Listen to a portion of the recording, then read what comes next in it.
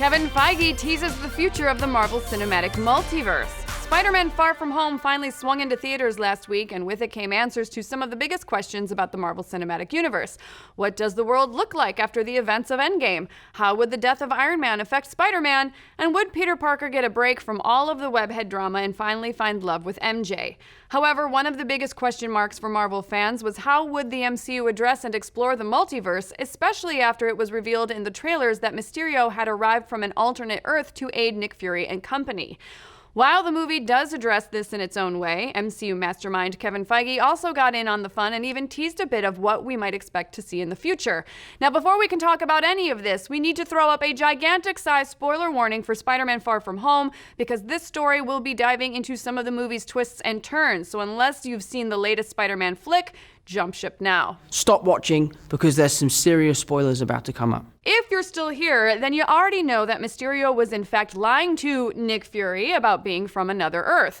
Of course, tricking people is Mysterio's whole shtick, and warning bells started going off when Mysterio referred to the MCU's Earth as 616, the numerical designation for the main comics line of the Marvel Universe. A cute Easter egg, but entirely inaccurate. Plus the fact that Mysterio has been a criminal and a con man in the comics for the past 60 years or so, but that's besides the point.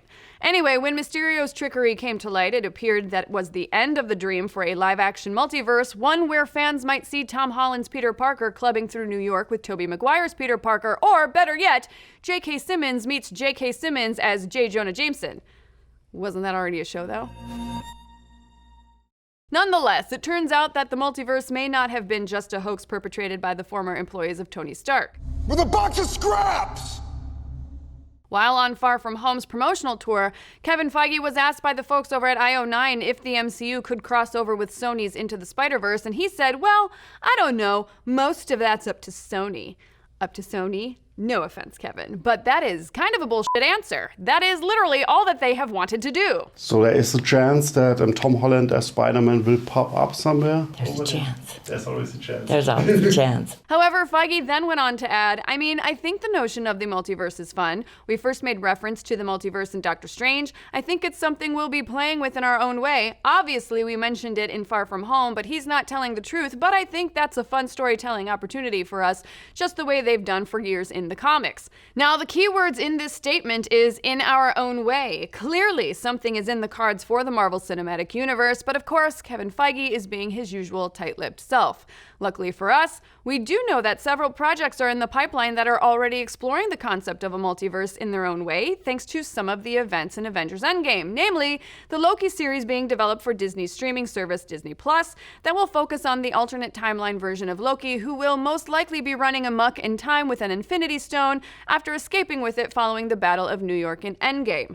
Another taste of the Marvel Cinematic Multiverse will be in the form of an animated series based on the Marvel comic What If, currently being developed for Disney Plus. The show will reportedly be overseen by Feige and explore stories like, what if Loki wielded Mjolnir instead of Thor? Rumors are that these stories won't tie directly into the MCU timeline, but if they are anything like the comic books, each of these alternate universes will be given their numerical designation a la Earth 616.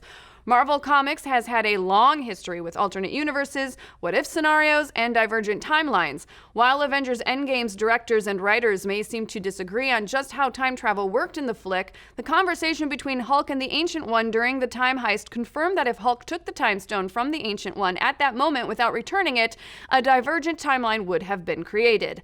But the other huge clue of Marvel films heading to a multiverse is that big cameo at the end of Far From Home, the return of J. Jonah Jameson, played by J.K. Simmons. In the same interview with IO9, Far From Home director John Watts had this to say about casting J.K. to play J.J.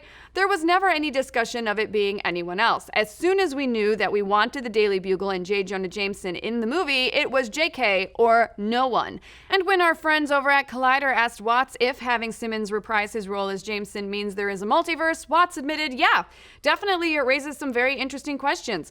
I don't know that I have answers for them just yet, but yeah, it does open up some strange possibilities by having him be the same person. And when pressed on whether Watts has discussed this possibility with Kevin Feige, he said, "Not really allowed to say, but I would say that all options are on the table. That's how I like to think of it." So even though it appears that fans' wishes for the multiverse to first appear in Spider-Man Far From Home were dashed, it appears that Kevin Feige and friends seem to be steering the Marvel Cinematic Universe in that direction by setting up the ideas of it in mainstream Marvel movies, all while developing shows that can tackle the concept head-on. But what do you think? Will the Marvel Cinematic Universe become the Marvel Cinematic Multiverse? If J.K. Simmons can return as J. Jonah Jameson, what other fan favorite characters could return? Thomas Hayden Church as Sandman, Paul Giamatti as Rhino, Vinnie Jones as the Juggernaut. I'm the Juggernaut, bitch! Actually, nobody wants that one. Let's discuss. Thanks for watching. If you like what you saw, why not give us a like and subscribe? And if you want to get notified every time we go live with the show or drop a new video, feel free to click that little bell so that you can be up to date on all of our latest videos, like our Spider-Man Into the Multiverse mashup, or how It's Always Sunny in Philadelphia might cross over with The Office. And that is two universes we want to see cross paths.